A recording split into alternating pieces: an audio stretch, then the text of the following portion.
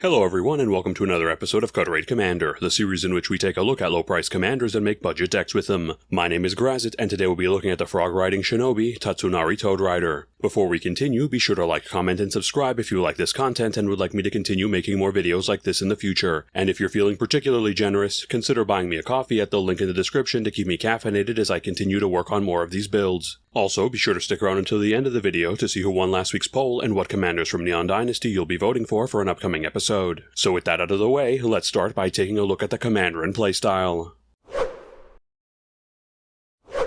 Tatsunari Toad Rider is a 3/3 human ninja that costs 2 and a black with the following abilities. Whenever you cast an enchantment spell, if you don't control a creature named Keimi, create Keimi, a legendary 3/3 black and green frog creature token with, whenever you cast an enchantment spell, each opponent loses 1 life and you gain 1 life. Pay 1 in a hybrid green-blue, Tatsunari Toad Rider and target frog you control can't be blocked this turn except by creatures with flying or reach. So as we can see, Tatsunari is sporting a mid-size CMC, a typical stat block for the cost, and a pair of abilities that allow him to summon a frog companion that turns all our enchantment spells into drain effects, as well as granting both him and his mount on-demand evasion to more easily get over blockers and crack in for damage. Looking more in depth into our commander's first ability, it staples on summon a 3/3 initially or an AoE drain 1 afterwards to every single enchantment spell we cast for no additional cost, making it quite a potent enchantment payoff. The free repeatable extra body can easily be used to generate us extra value via the host of sack effects our colors have at their disposal, while the constant drain effect Keimi is able to pump out if we opt to stick him on the field instead can go a long way to wear down our opponent's life totals while helping us pad our own. Then Tatsunari's second ability gives us even more reach by giving us a very cheap means of granting both himself and the token he creates evasion on demand, easily netting us 6 additional damage per turn and possibly more if we have means to grow our commander or Keimi, which can easily be done via auras or +1/+1 counters in our colors. And since this works on any frog, more powerful specimens can certainly be added to the build to take further advantage of it. So, clearly our commander cares about enchantments to both bring Keimi into play and then turn said enchantments into an easily accessible source of AoE drain, which is why this build will be an enchantment-focused one that aims to stick our commander and by extension Keimi on the board for as long as possible to suck the life right out of our opponents as we cast our enchantments, weakening our opponents enough to allow Tatsunari and Keimi to hop over their blockers and deliver the finishing blow. In order to accomplish this, most of our deck will be enchantments, with the vast majority of our core stats, including ramp, draw, and removal, being enchantment-based to ensure we're consistently proccing our commander to bring Keimi into play, or Keimi himself to drain out our opponents. Additionally, we'll be running a decent number of enchantments that are able to recur themselves to proc our drain even more often, various means to keep our commander protected from removal and targeting to ensure he sticks around for longer, and a whole host of enchantment payoffs to get us even more value as our enchantments enter play, or instead power up our commander to make his on-demand evasion even deadlier. So, let's see what this upstart Reckoner is capable of. Chishiro may have cost him his mount and his pride in their last encounter, but Tatsunari isn't one to give up that easily. Now with a new replacement Toad mount and poisonous magics at his disposal, he'll make sure that both the Snake Samurai and the Kami pay for his humiliation, and once they're dealt with, he can claim his rightful place as the most fearsome member of the Mukotai Reckoners. So now that we know a bit more about the commander and playstyle, let's start looking at the deck itself by starting with the creatures. Starting in the CMC1 slot, we have its only member with Generous Visitor, a 1/1 that puts a +1/+1 counter on target creature whenever we cast an enchantment spell, making it a good early drop that continuously grows our commander as we play our enchantments. Moving on to the CMC2 slot, we have a trio of enchantment creatures joining our ranks with Sanctum Weaver, Weaver of Harmony, and Shigeki Chukai Visionary. Sanctum Weaver is a 0/2 that we can tap to add X mana of any one color, X being equal to the number of enchantments we control, providing us with huge spikes of ramp turn after turn thanks to our large enchantment base, while also being an enchantment itself to help proc our other enchantment payoffs. Weaver of Harmony is a 2/2 that gives all enchantment creatures we control +1/+1 and lets us pay a green and tap it to copy target activated or triggered ability from an enchantment we control. Its Anthem effect being a respectable power-up for the decent number of enchantment creatures we're running, but its real power being allowing us to double up on our most powerful enchantment effects on the cheap. Shigeki is a 1/3 that we can pay 1, a green, tap, and return to our hand to have us reveal the top 4 cards of our deck, putting a land from among them into play tapped, then sending the rest to the graveyard, while also having Channel for double X, double green, and discarding him to return X non-legendary cards from our grave back to our hand, both serving as a repeatable enchantment that ramps us, sets up our graveyard, and procs our enchantment payoffs, as well as being a means to recur resources from the bin when we no longer need him for the ramp. Then we have a trio of creatures that care about enchantments up next with Kami of Transience, Nissian Wanderer, and Protean Thaumaturge.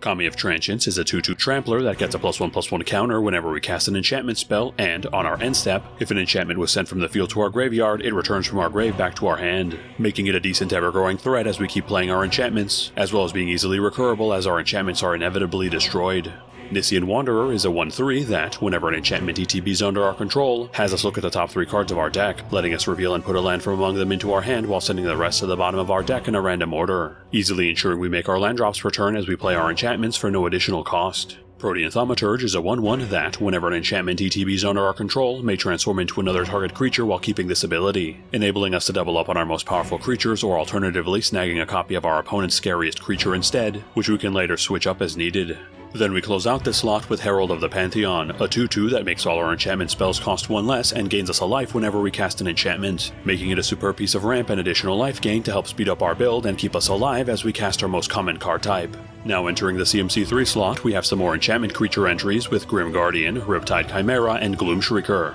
Grim Guardian is a 1/4 that, whenever it or another enchantment ETBs under our control, has each opponent lose 1 life, working very nicely alongside Keimi to double up our damage output as we cast our enchantments. Riptide Chimera is a 3/4 flyer that, on our upkeep, returns an enchantment we control back to our hand, making it a decent-sized evasive body that gets our enchantments back to hand to reproc payoffs, change aura targets, and reset sagas as needed. Gloom Shrieker is a 2/1 with Menace that, when it ETBs, returns target permanent from our grave back to our hand and, when it dies, is exiled instead, giving us an easy way to recur our enchantments from the bin and possibly being used multiple times if we're able to bounce it back to our hand with effects such as the previous one.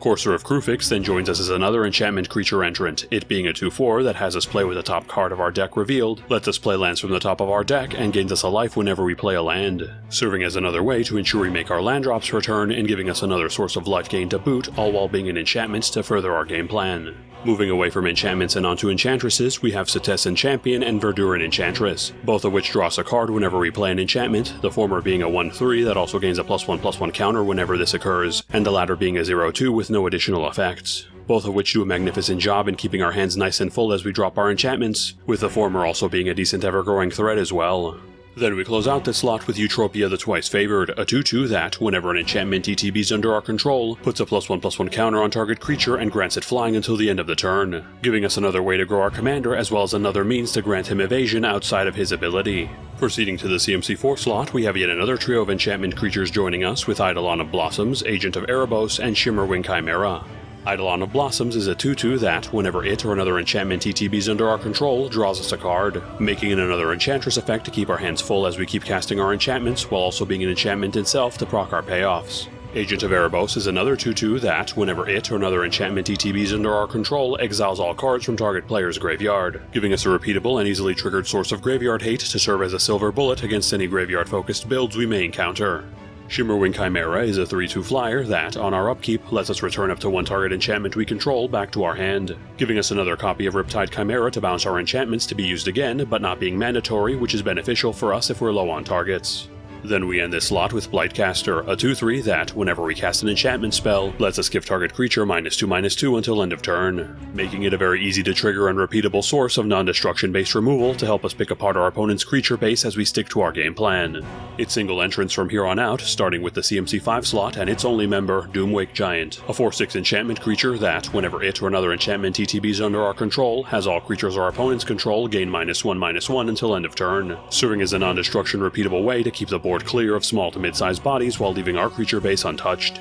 Nearing the end now, the CMC6 slot brings us Thoughrender Lamia, a 5/3 enchantment creature that, whenever it or another enchantment ETBs under our control, has each opponent discard a card, providing us with an easy way to strip all our opponent's hands away to deny them resources and limit their options, which can be quite crippling if they're already running low on cards. Finally, reaching the CMC7 slot and our last creature entrant, we have Nylea's Colossus, a 6/6 enchantment creature that, whenever it or another enchantment ETBs under our control, doubles the power and toughness of target creature until end of turn, working spectacularly alongside our commander to make him huge after only a few enchantments, and easily enabling him to 1 to 2 shot our opponents through commander damage if they have no means of intercepting him after he makes himself evasive. That covers all our creatures, so let's move on to our instance.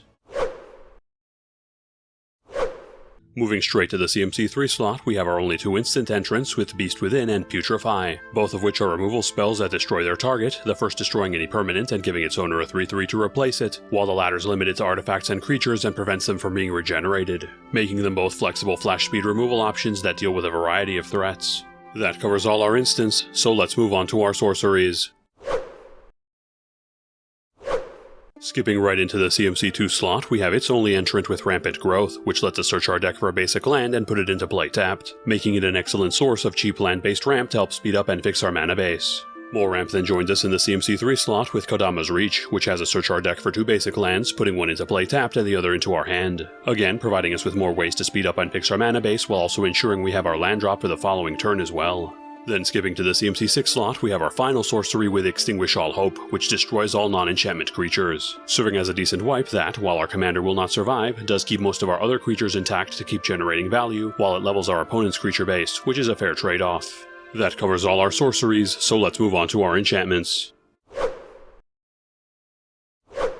Starting off in the CMC1 slot, we have a trio of recurable enchantments with Rancor, Shimmer Wings, and Whip Silk. Rancor is an aura that gives the enchanted creature +2/+0 and trample, as well as allowing us to recur it back to our hand if it goes to the grave from the field, making it the perfect card to enchant Keimi with to allow it to crack in for more damage and allow us to recur it back to our hand once it's dealt with, which we can then use to resummon or re-enchant Keimi all over again. Shimmer Wings and Whip Silk are also auras, both of which give us the option to return them back to our hand from the field, the former by paying a blue and giving the enchanted creature flying, and the latter by paying a green and giving the enchanted creature reach instead, the keywords they provide being fairly decent in their own right, but their main draw being allowing us to proc Keimi and all our other enchantment payoffs at 2 mana pop over and over again. A trio of card advantage auras are then up next with Curiosity, Keen Sense, and Sixth Sense, all of which let us draw a card whenever the enchanted creature deals damage to an opponent, which works well with our commander's on-demand evasion to net us some cheap and repeatable draw. Moving even deeper into this lot, we have a trio of land auras with Abundant Growth, Unbridled Growth, and Wild Growth, the first drawing us a card when it ETBs and allowing us to tap the enchanted land for any color, the second also allowing us to tap the enchanted land for any color as well as letting us sack the aura to draw a card,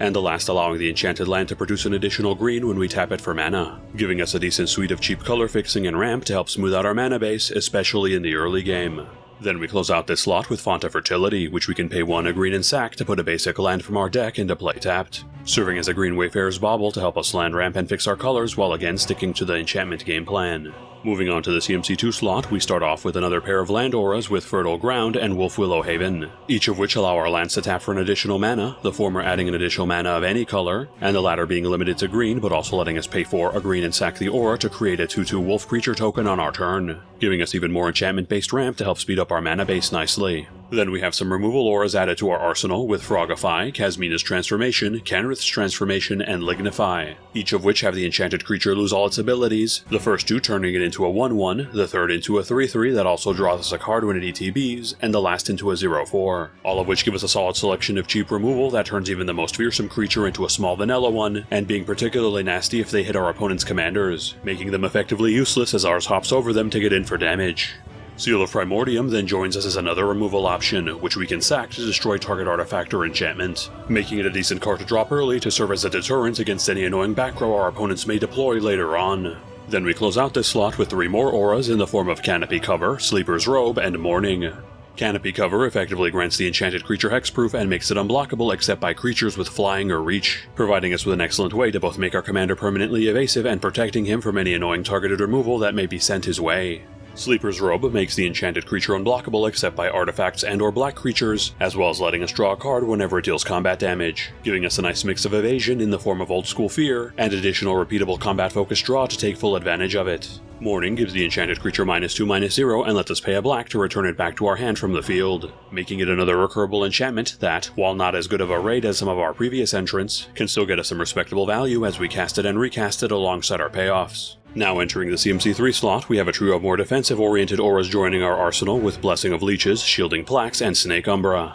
Blessing of Leeches can be played at flash speed, lets us regenerate the enchanted creature for 0, and has us lose a life on each of our upkeeps. It's free regeneration, making it extremely effective to keep our commander alive through any kind of destruction-based removal, and the life loss being negligible as we'll be continuously draining it back from our opponents. Shielding Plaques draws us a card when it ETBs and grants the enchanted creature hexproof, again giving our commander solid targeted removal protection and even cantripping as we play it as a nice little bonus. Snake Umbra has Totem Armor, gives the enchanted creature +1/+1, and lets us draw a card whenever it deals combat damage to an opponent. The Totem Armor letting the enchanted creature live through destruction by sacking the aura in its place, and in the meantime giving a small stat boost and additional card advantage for us to take advantage of.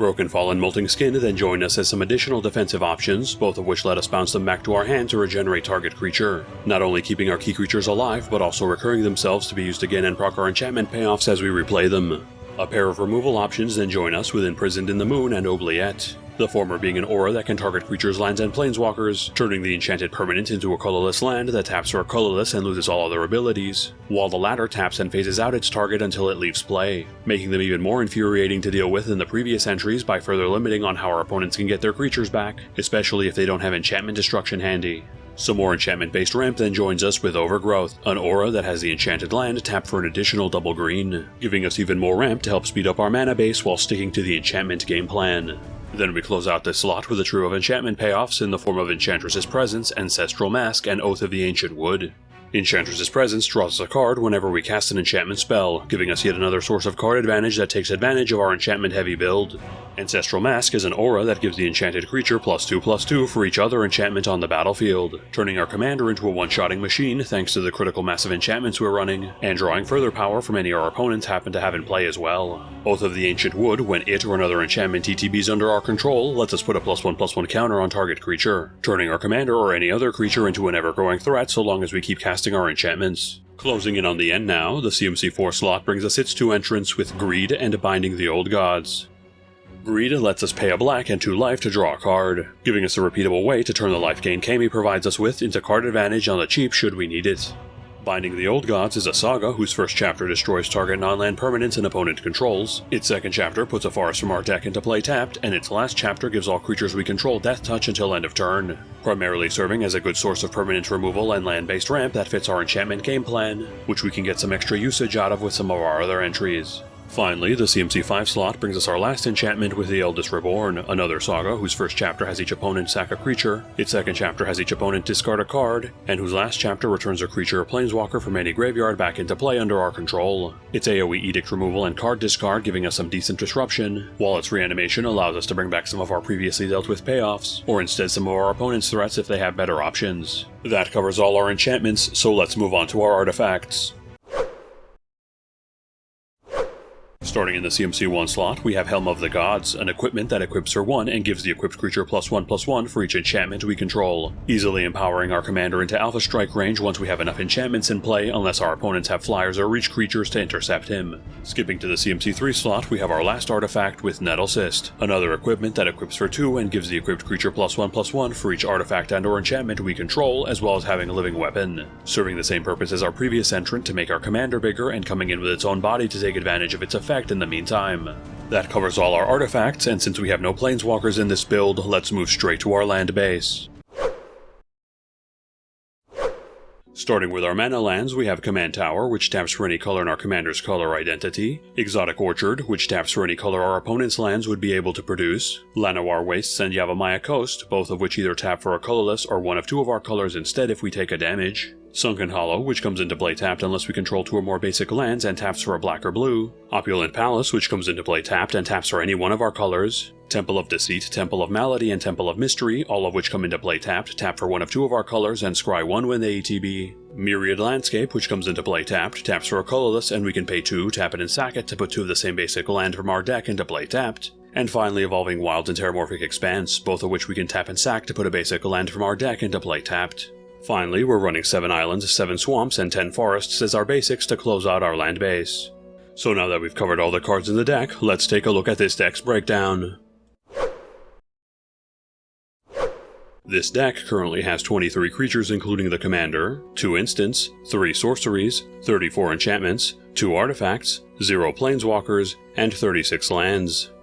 Looking at the stats that matter to our game plan, we have 47 cards that are considered to be enchantments, 25 cards that care about enchantments, 8 enchantments that are able to recur themselves from the field and or grave, 8 cards that provide enchantment-focused stat boosts, and 6 cards that protect from targeting and destruction, leaving us with a huge selection of enchantments to fuel our game plan, including ones that make our commander very difficult to interact with and a handful of them that are able to be used again and again, as well as a whole lot of payoffs to take full advantage of them, including ways to turn them into huge stat increases for our commander to make his on-demand evasion even deadlier. For general deck stats, we have 12 ramp sources, 12 card draw sources, 12 targeted removal sources, and 2 board wipes, giving us a fairly standard ratio of core stats with no irregularities. Looking at our mana curve, we have 12 1-drops, 18 2-drops, 23 3-drops, 6 4-drops, 2 5-drops, 2 6-drops, and 1 7-drop, giving us a fairly aggressive curve that aims to get Tatsunari and other enchantment payoffs on board as soon as possible, then dropping and recurring our enchantments to drain our opponents out with Keimi and generate further value alongside our other payoffs until our opponent's life totals are low enough for our commander and his mount to finish them off. Currently, this deck is valued at $64.69, not counting the price of basic lands or shipping. This price was calculated by using the cheapest listed marketplace price on TCG Player at the time of this recording. For side grades, some more frog-oriented entrants such as Froghemoth and Gralnock the Omnivore can certainly take advantage of the evasion our commander provides to continually trigger their graveyard hate and card advantage respectively, while Seal of Doom, Wizard Class, and Kalani Heart Expedition are all solid enchantments if you want to swap them in for additional removal, draw, and ramp respectively. For upgrades, Destiny Spinner is a great way to ensure our enchantments and most of our payoffs don't get countered on the stack. Bear Umber provides its target with decent protection with totem armor and gets us a lot of ramp and a decent stat boost in the meantime. Song of the Dryads makes for another excellent removal entry that's difficult for our opponents to interact with. Utopia Sprawl makes for a great source of ramp and fixing to keep our deck running smoothly. And Mystic Remora gives us some potent card advantage to keep our hands nice and full. But if we really want to kick our draw into overdrive, there's no beating Rhystic Study for the sheer volume of cards it can produce, or for the aggravation it produces for that matter. Sylvan Library allows us to turn the life we steal from our opponents into 2 additional cards per turn, and Argothian Enchantress is yet another Enchantress effect with the added bonus of being able to protect itself, all of which ensure our hands overflow with cards as quickly as their costs empty our pockets. Thanks everyone for sticking around until the end of the video. Before we continue, I'd first like to thank all the channel subs for helping us break the 3.4k milestone despite my less than stellar upload schedule in the past few weeks. Thank you all for your continued support, and I hope to bring you all some more regular content moving forward. Looking at the results of last week's poll, it looks like Hiritsugu Devouring Chaos was able to consume his way to the top spot, so look forward to a top deck burn focus build featuring him next week. Moving on to next week's poll, we'll be bringing some mono-colored entrants into the mix. That means this week's poll will be featuring Goro Goro, Disciple of Ryosei, Lightpaw's Emperor's Voice, and Kyosei Pentient Warlord. Please cast your vote in the community tab, link in the description, and let me know in the comments who you voted for and what commanders from Neon Dynasty you'd like to see in a future poll. Before we close out, again, be sure to like, comment, and subscribe if you haven't done so already, as this channel cannot grow without your support. And if you feel like showing your thanks by keeping me caffeinated while I make these videos, please consider buying me a coffee at the link in the description. Speaking of which, I'd like to thank Dunk for their generous donation. Thanks for the coffee, Dunk, and thanks for supporting the channel. And if any of you would like to support the channel in a different way, feel free to check out the other deck text floating around my head if you'd like to see the latest builds, or click on the link above for a playlist of all the Cut Rate Commander episodes I've made so far. And with that, have a good one folks, and stay safe.